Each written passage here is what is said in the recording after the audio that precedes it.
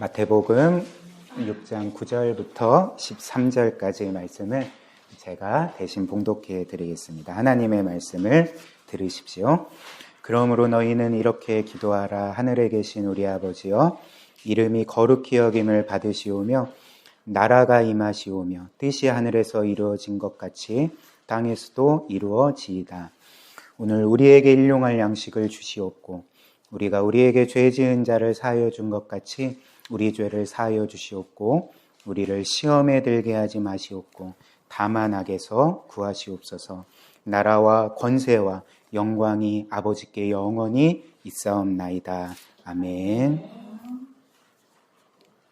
우리가 지난주부터 주기도문 말씀 함께 살펴보고 있습니다. 오늘 두 번째 시간인데 우리가 지난주에 살펴본 특별히 기도의 중요성에 대해서 이제 한번 핵심 내용을 요약하고 오늘 말씀 살펴보고자 하는데요.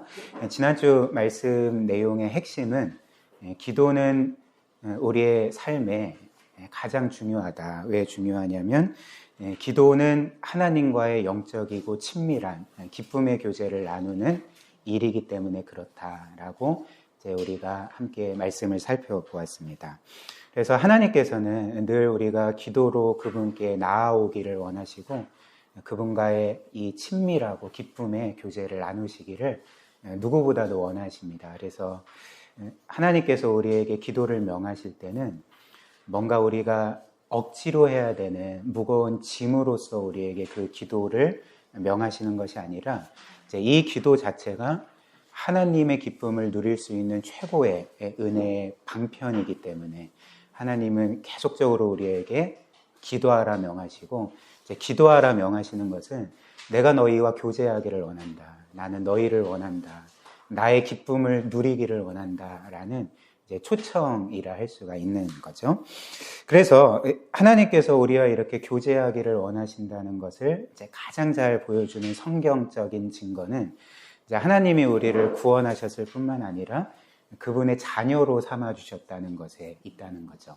한번 생각을 해볼까요? 지난주에도 제가 예로 드린 것처럼 한 부모가 어떤 한 갓난아기나 어린 아이를 입양할 때 보통 왜 입양을 하겠습니까? 그 아이를 입양해서 이제 법적으로만 그를 호적에 두고 이제 이후에 그냥 각자 따로 전혀 상관없는 사람처럼 살기 위해서 아이를 입양하는 게 아닌 거죠.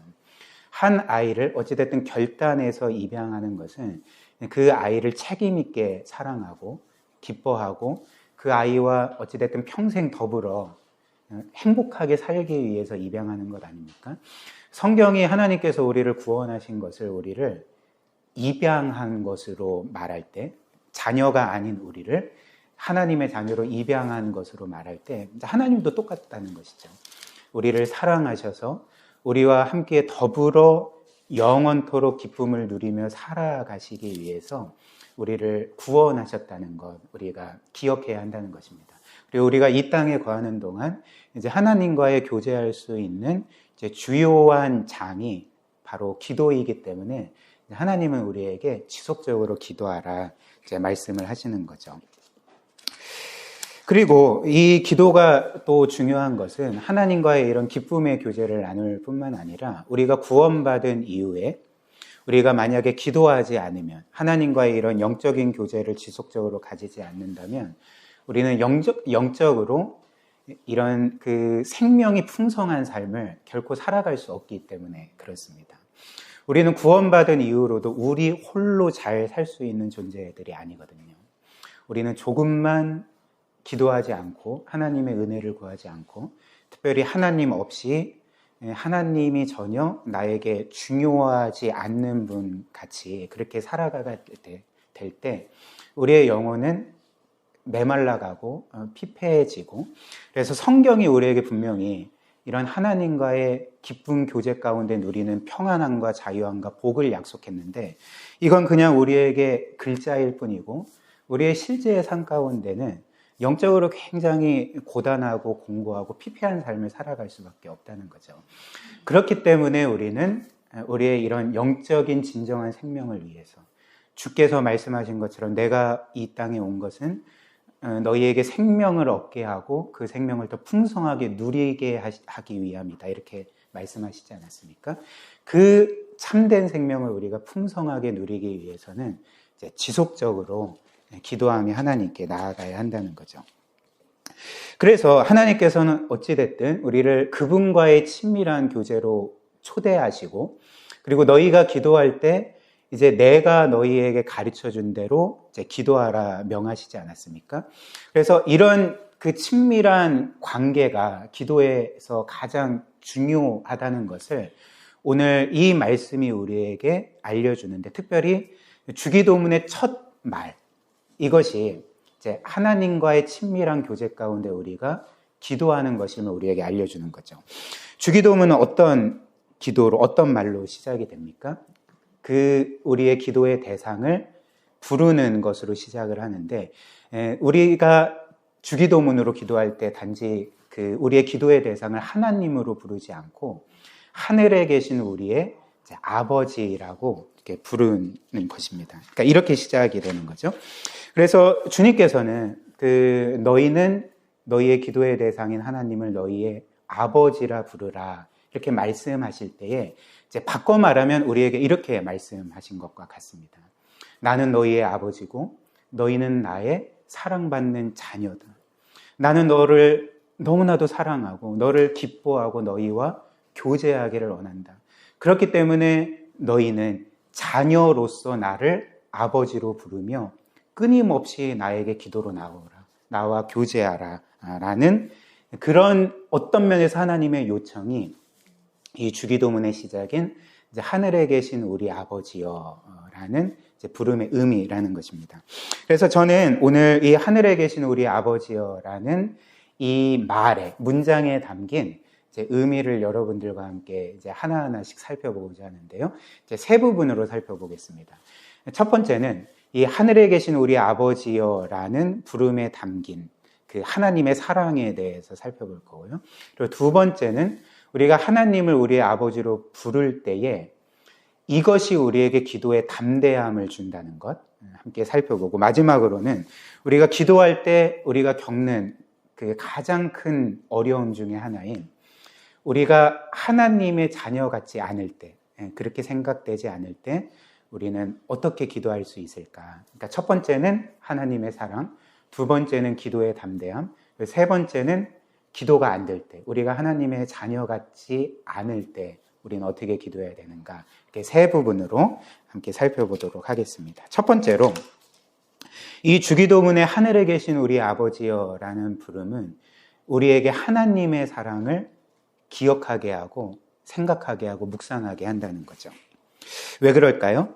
왜냐하면 우리는 하나님의 사랑이 아니었으면 사실 하나님의 자녀가 될 수 없고 하나님을 그분의 자녀로 부를 수 없기 때문에 그렇습니다.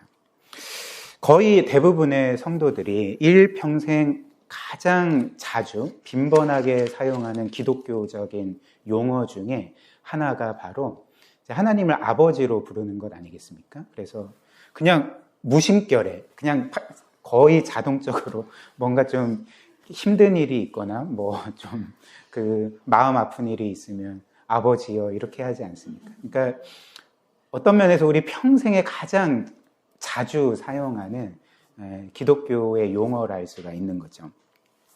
그런데 이제 문제가 있는데 뭐냐면 우리가 이 하나님을 아버지로 부르는 것이 너무나도 익숙해져 있는 나머지 마치 원래부터 이 하나님을 내가 아버지로 부를 수 있는 것처럼, 그것이 너무나도 당연한 것처럼 여길 때가 많다는 것입니다. 그러나 성경은 결코 그렇게 우리에게 말하지 않습니다. 우리가 하나님을 아버지로 부르고 내가 하나님의 자녀라 이렇게 말할 수 있고 확신할 수 있는 것은 사실 우리의 삶에 전혀 당연한 것이 아니었고 굉장히 이례적인 일이었고 굉장히 기적적인 일이었다는 것입니다. 왜 그럴까요? 성경에 따르면 우리는 원래 하나님의 자녀가 아닐 뿐더러 더 나아가서 우리는 사실 하나님께 죄를 짓고 일평생 그분을 거슬려 살아간 하나님의 원수들이기 때문에 그렇습니다. 물론 이 말을 듣는 어떤 사람들은 그 조금 혹은 많이 불쾌해하면서 좀 이렇게 반응할 수도 있을 것 같습니다. 아, 내가 하나님이란 존재를 믿지도 않는데, 인정하지도 않는데, 나는 하나님이라는 그 존재 자체를 없다고 생각을 하는데, 내가 이런 생각을 갖고 살아가는데 내가 없는 하나님을 거스르는 건 또 뭐고, 그분께 반역했다고 할 수가 있는가라고 어떤 면에서 그렇게 좀 반응할 수 있지 않겠습니까? 근데 성경은 바로 그것이 하나님께 반역한 죄라고 말하는 거죠. 하나님께서 분명히 우주 만물의 창조주이시고 주권자이시고 왕이심에도 불구하고, 그리고 나의 삶의 진정한 주인이심에도 불구하고 내가 그 하나님을 인정하지 않고 믿지 않고 하나님을 없는 존재처럼 여기고, 그리고 나의 삶의 주인이 마치 하나님이 아니라 나인 것처럼 살아가는 삶 자체가 성경은 죄의 본질이고, 그것 자체가 하나님께 반역한 죄라고 우리에게 알려주고 있다는 것입니다. 그리고 또 어떤 사람들은 이어서 이렇게 말할 수도 있겠죠. 아, 나는 지금까지 내 이웃이나 뭐 사람들에게 피해를 준 적도 없고, 근데 과연 그럴까요? 그 피해를 준 적도 없고, 나는 어찌됐든 이 나라의 법에 따라서 범법 행위를 한 적이 단 한 번도 없습니다. 물론 뭐 겉으로 볼 때는 그렇게 법을 잘 지키고 단 한 번도 법을 어긴 적이 없을 수 있습니다.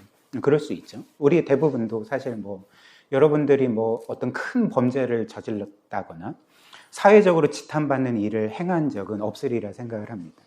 그런데 그 하나님께서는 사실 우리의 겉모습, 겉보기에 보이는 삶만 보시는 것이 아니라 사실 하나님은 우리의 마음을 꿰뚫어 보시는 분이시죠.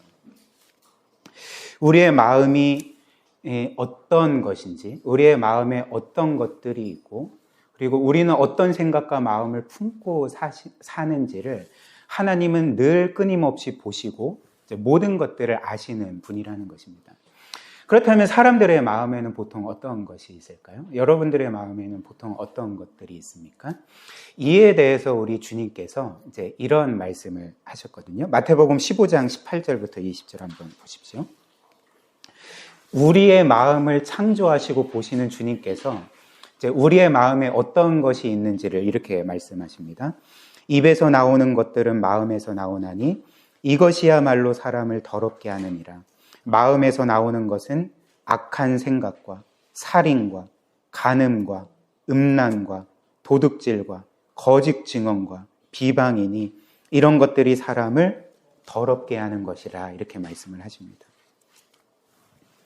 마음에서 나오는 것은 악한 생각, 살인, 간음, 음란, 도둑질, 거짓 증언, 남을 비방하는 것, 남을 증오하는 것, 이런 것들이라 말씀을 하시는데, 사실 누가 이 말씀을 부정할 수 있겠습니까? 그래서 성경은 사람의 마음에 대해서 이렇게 말하거든요. 이어서 그 예레미야 17장 9절 10절 한번 보십시오. 제가 자주 인용하는 말씀이죠. 만물보다 거짓되고 심히 부패한 것은 사람의 마음이라. 누가 능히 이를 알리오마는 나 여호와는 마음을 살피며 생각을 시험하고 각각 그의 행위와 그의 행실대로 보응하나니, 이렇게 말씀을 합니다. 그래서 이 세상에서 가장 부패하고 썩고 냄새나고, 그래서 가까이 하고 싶지 않고 가까이 하면 우리를 역겹게 만드는 것이 이 세상의 오물이 아니라 우리의 마음이라는 거죠.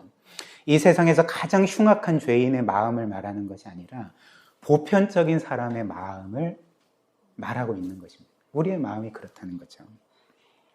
그래서 하나님은 이런 마음을 아실 뿐만 아니라 이제 그분 자체는 사실 우리의 모든 삶을 다 아시는 거죠. 그래서 사실 우리가 지금까지 인생을 살아오면서 남은 모르는, 나만 알고 있는 어떤 것, 그리고 남은 결코 알 수 없는, 그리고 나도 감추고 싶은 부끄러운 모든 삶들을, 은밀한 것들을 하나님은 다 아신다 말씀을 합니다. 로마서 2장 16절 이어서 한번 보십시오.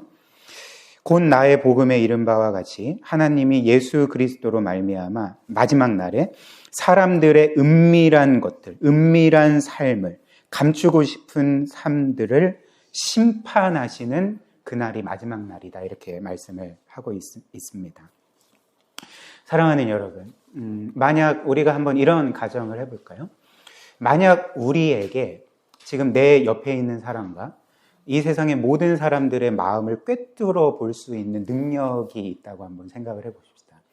그리고 그런 마음을 꿰뚫어 볼 수 있는 능력뿐만 아니라 그냥 저 사람을 딱 보면 뭔가 그 신령한 도인처럼 이제 저 사람이 지금까지 살아온 모든 삶의 과정들과 궤적들을 다 알게 되는, 다 보이는 거예요. 그런 능력들이 우리에게 있다고 한번 생각을 해봅시다. 그러면 우리는 과연 사람들을 보면서 어떤 반응을 할까요? 와, 진짜 아름답다, 이런 반응을 할까요?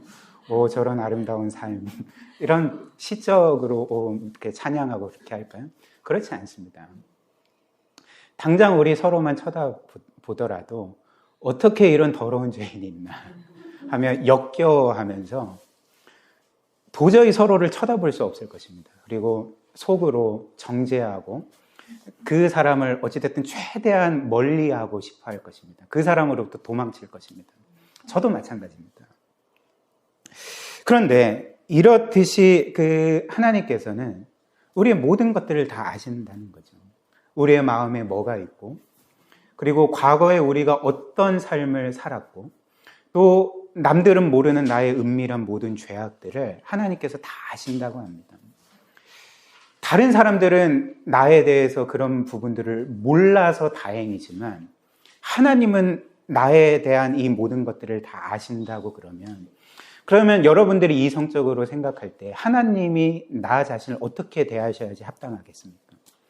하나님은 우리를 이렇게 대하셔야지 합당한 거죠.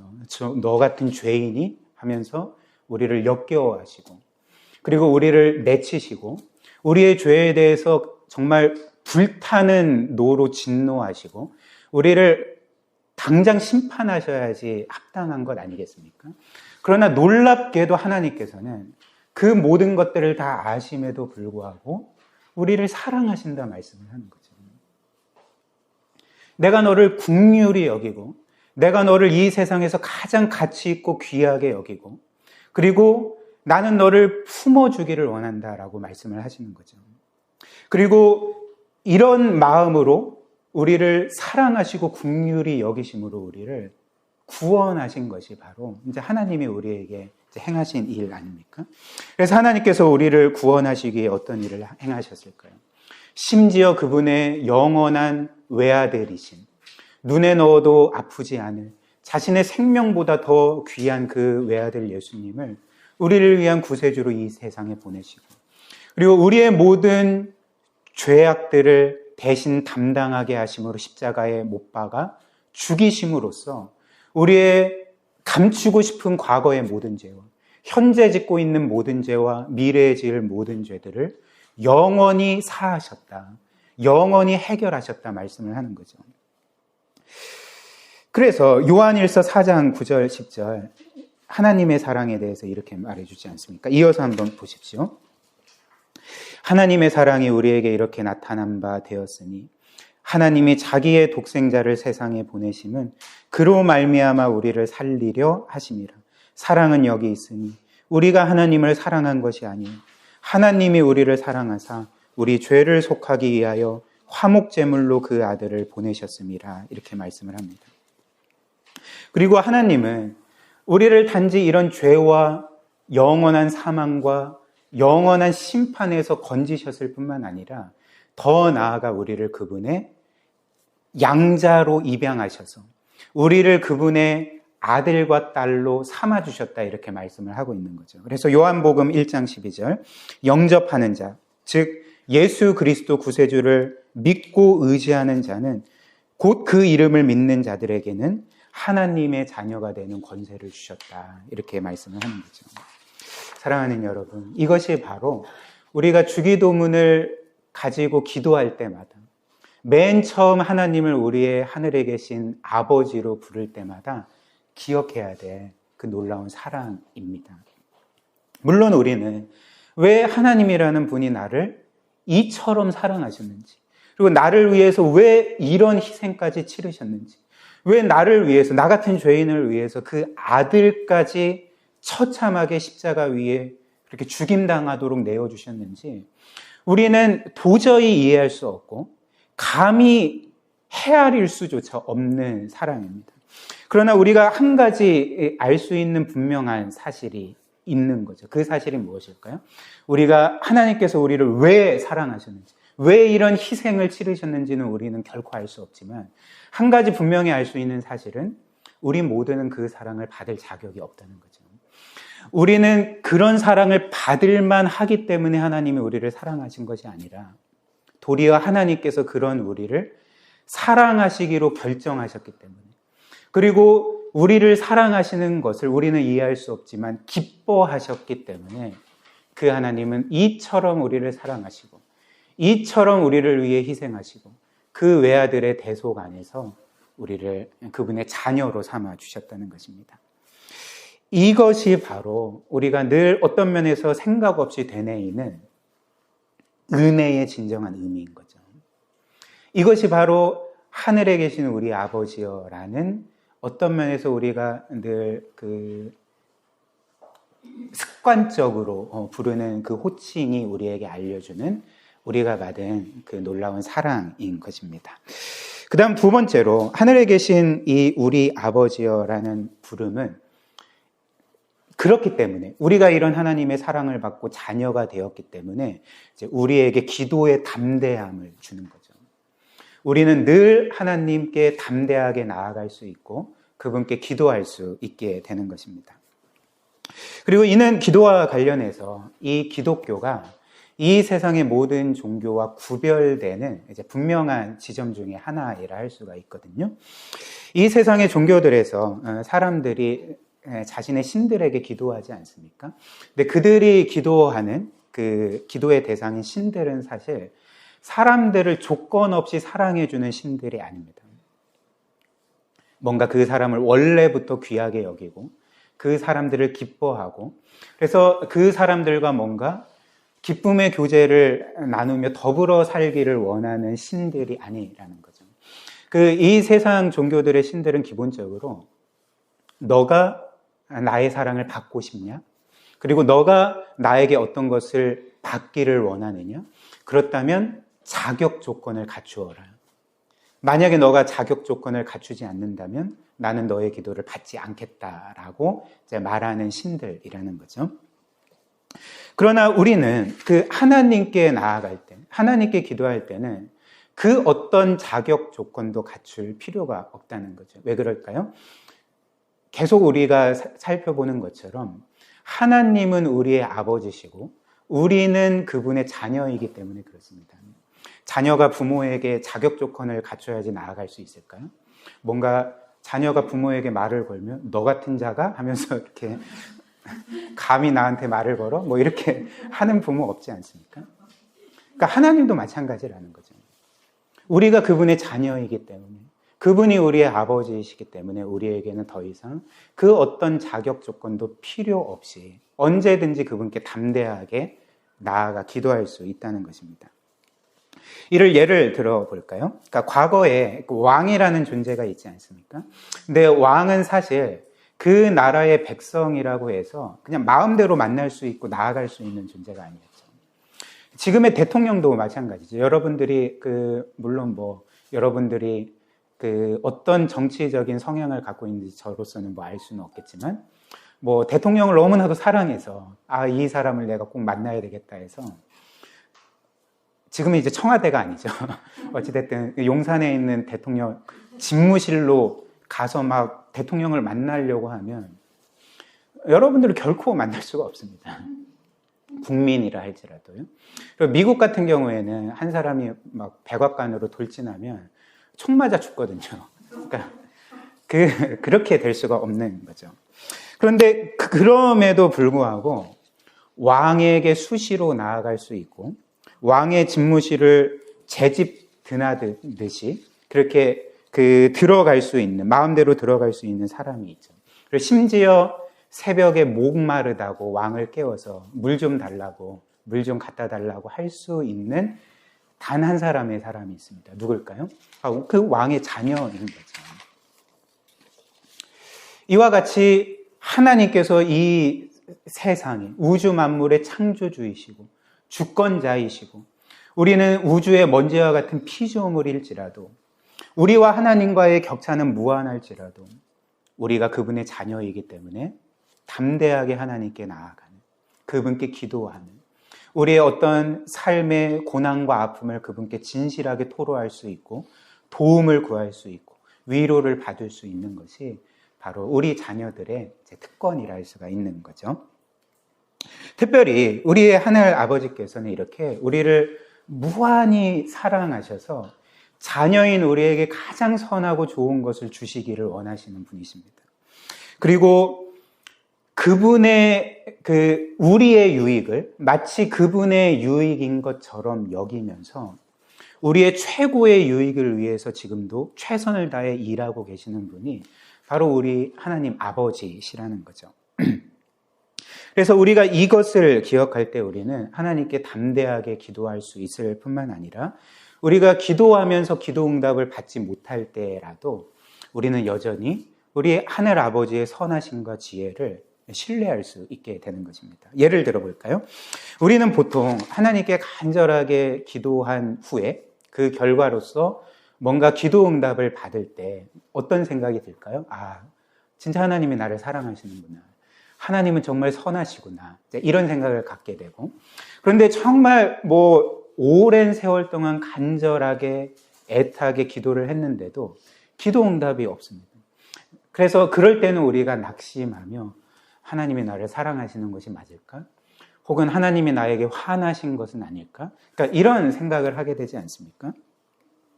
그러나 이런 것들은 사실 우리가 하나님을 우리의 아버지로 생각하기보다는 마치 램프의 지니와 같이 생각하고 대하는 것과 같다는 거죠. 여러분들도 아시다시피 램프의 지니는 어떤 존재입니까? 램프의 지니는 그 램프의 소유자가 원하는 것은 무엇이든지 이제 곧바로 들어줘야 되는 존재입니다. 그것이 그의 이제 어떤 면에서 역할이고 사명인 거죠. 그래서 우리가 램프의 지니에게 우리가 그 램프의 소유자로서 그에게 소원을 말하는 거죠. 지니야, 내가 이 세상에서 가장 돈이 많은 부자가 되게 해줘. 라든지, 혹은 내가 이 세상에서 가장 강력한 권력자가 되게 해줘. 라든지, 혹은 내가 이 세상에서 BTS처럼 가장 유명하고 잘 나가고 인기 있는 사람이 되게 해줘. 이런 식으로 소원을 빌면 그게 어떤 소원이든지 간에 지니는 들어줘야 됩니다. 그러니까 또 곧바로 들어주겠죠. 그리고 심지어 내가 지금까지 원수같이 여긴 한 사람이 있는데 진짜 마음에 안 들고 뭔가 이제 저 사람이 죽었으면 좋겠는데 지니야, 저 사람을 좀 죽기 직전까지 고통스럽게 하다가 아무튼 저 사람이 이 세상에 존재하지 않게 해줘, 죽여줘 라고 해도 램프의 지니는 그 소원을 들어주는 거죠. 그래서 램프의 지니는 사실 우리가 그에게 말하는 소원이 선한지 악한지, 그리고 우리에게 그게 궁극적으로 좋은지 유익이 되는지 그렇지 않은지, 해를 주는지 그딴 거 상관하지 않는 거죠. 그래서 램프의 지니가 우리에게 할 수 없는, 결탄코 할 수 없는 말이 무엇이겠습니까? 램프의 지니는 우리가 어떤 소원을 구할 때 우리에게 이렇게 말할 수가 없습니다. 그런데 내가 너의 소원을 들어보니까 그 소원은 좀 아닌 것 같아. 그 소원은 내가 생각할 때 너에게 행복을 안겨다 주기보다는 너를 불행하게 만들 때 분명해. 그렇기 때문에 그 소원은 내가 들어줄 수 없어 라고 결코 말해줄 수가 없는 거죠. 왜 그럴까요? 램프의 지니는 우리의 소원을 들어주긴 하지만 우리를 사랑하는 존재는 아니기 때문에 그렇습니다. 램프의 지니는 우리의 진정한 유익이 무엇인지 그런 것에 관심이 없는 존재이기 때문에 램프의 지니는 사실 우리의 최선의 그 유익과 선을 위해서 우리의 소원을 들어주는 존재가 아니라는 거죠. 그런데 사실 우리는 종종 하나님을 이렇게 생각할 때가 있는 것 같습니다. 즉, 우리는 하나님을 뭔가 램프의 지니처럼 여겨서 우리가 구하고 바라고 소원하는 바는 무엇이든지 반드시 들어주셔야 하는 것처럼, 그리고 내가 지금까지 이렇게 신앙생활 열심히 하고 교회 봉사도 하고 나름 선하고 경건하게 살았는데 이 정도면 하나님이 좀 내 소원을 들어주셔야 되지 않겠어? 반드시 들어주셔야 돼 라고 이렇게 생각할 때가 많다는 거죠.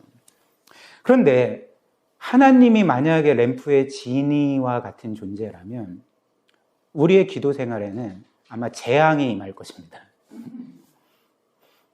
사실 이 세상에서 그 부모가 자녀를 대할 때 자녀가 뭐든지 구하더라도 그 모든 것들을 들어주는 부모가 있겠습니까? 만약에 그런 부모가 있다면 그 부모는 자녀를 사랑하는 부모가 아니라 자녀의 불행을 위해서 최선을 다하고 있는 부모가 될 것입니다. 하나님은 그런 존재가 아닌 거죠.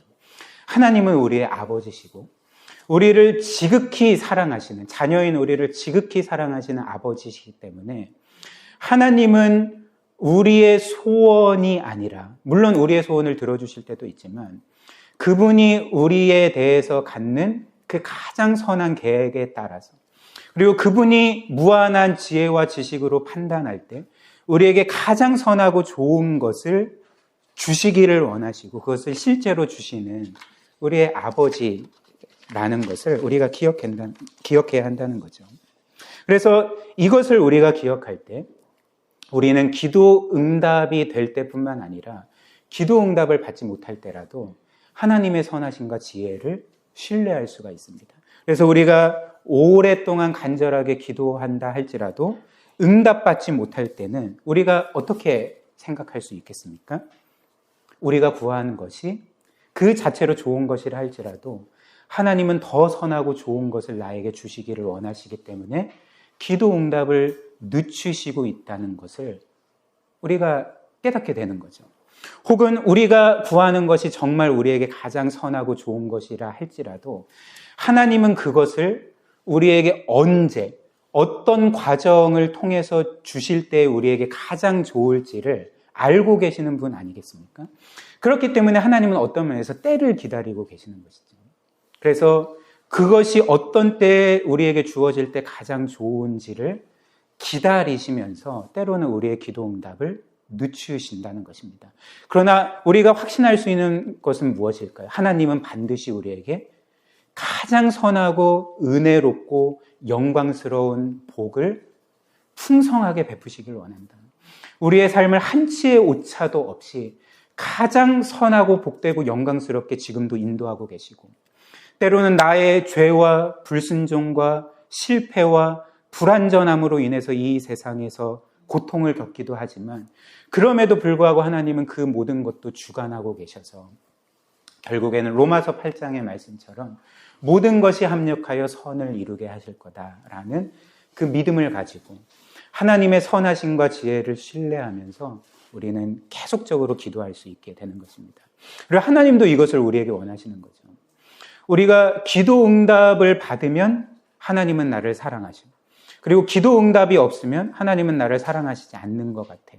혹은 뭔가 내가 큰 일을 겪고 고통을 겪게 되면 하나님이 나를 향해 가지신 사랑을 의심하고, 그리고 나의 구원을 의심하고 내가 하나님의 자녀가 아닌 것 같아 라는 그 불신앙에 빠지기보다는 우리의 삶이 좋든지 나쁘든지, 그리고 우리의 삶에 어떤 복이 있든지 고통이 있든지 간에, 그리고 기도 응답이 주어지든지 그렇지 않든지 간에 우리는 믿음을 가지고 신실하게 하나님이 우리의 아버지이심을 그렇게 신뢰하고 의지하는 훈련을 우리에게 끊임없이 시키시며 그 믿음을 가지고 계속적으로 기도하게 하신다는 것입니다.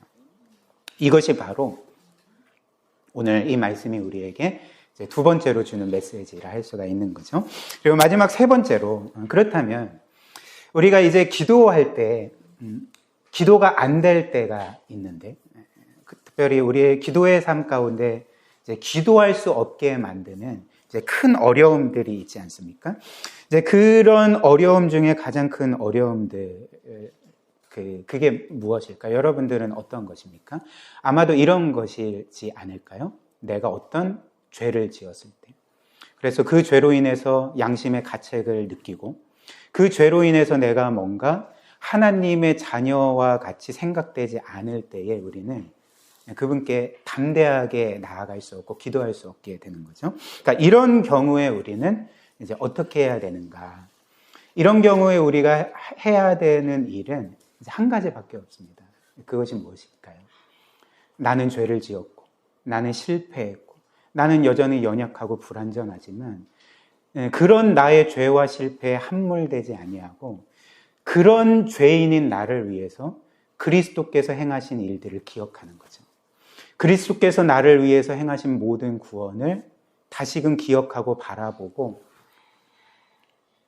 그 은혜들을 사모하며 구하는 것, 이것을 우리가 해야 된다는 것입니다. 그리스도께서 우리를 위해 행하신 일이 무엇일까요? 말씀드렸듯이 죄인인 우리의 모든 죄짐을 친히 담당하시고 십자가에 못 박혀 죽임 당하심으로 우리의 과거와 현재와 미래의 모든 죄값을 완전히 치르시지 않았습니까? 그래서 우리의 죄는 이미 영원히 해결된 것과 같다는 것이죠. 물론 우리는 시간 안에서 살고 있기 때문에 주께서는 우리의 영원한 죄를 이미 값을 치르셨지만 주께서 값을 치르신 죄를 우리는 시간 안에서 여전히 짓고 있지 않습니까? 그러나 그럼에도 불구하고 우리가 짓고 있는 그 죄가 이미 주께서 죄값을 치르신 죄고 그렇기 때문에 우리가 확신할 수 있는 바는 우리가 그분께 죄 용서의 은혜를 구할 때 그리고 회개할 때 그리고 정말 하나님께 나아갈 때 우리의 그 죄로 물든 더럽혀진 양심을 다시금 그분의 보혈로 깨끗하게 씻어주시고 자유하게 하시고 다시금 하나님의 자녀의 확신을 갖고 그분께 이제 나아가게 만드신다는 것, 이것을 우리가 기억해야 한다는 것입니다. 그리고 우리가 그렇게 죄를 짓고 실패하고 불순종한 그 하나님의 법 또한 그리스도께서 우리 대신 완벽하게 순종하심으로써 우리는 하지 못했던 그 율법의 모든 요구들을 그분이 완전히 충족시키시지 않았습니까? 그래서 우리가 그리스도 안에서 이제는 하나님께 죄 없는 자로 선언받고 그리스도와 같이 의로운 자로 선언받게 하신 것이 바로 하나님이 그리스도를 통해 우리에게 주신 구원이라 할 수가 있는 거죠. 그래서 19세기에 스코틀랜드의 신실한 목회자이자 설교자였던 그 호라티우스 보나르라는 사람이 있습니다. 그 사람이, 그 설교자가 이제 이렇게 말했거든요. 한번 보십시오. 제가 인용해 드렸는데, 이렇게 말합니다. 내가 나의 죄를 담당하신 그리스도와 온전히 하나이기 때문에 하나님은 나를 대하실 때 그리스도처럼 대하셔서 내가 행한 악한 일은 내가 전혀 행하지 않는 것처럼 대하실 뿐만 아니라 내가 행하지 않는 선한 일도 내가 행한 것처럼 대해 주십니다. 이렇게 말했습니다.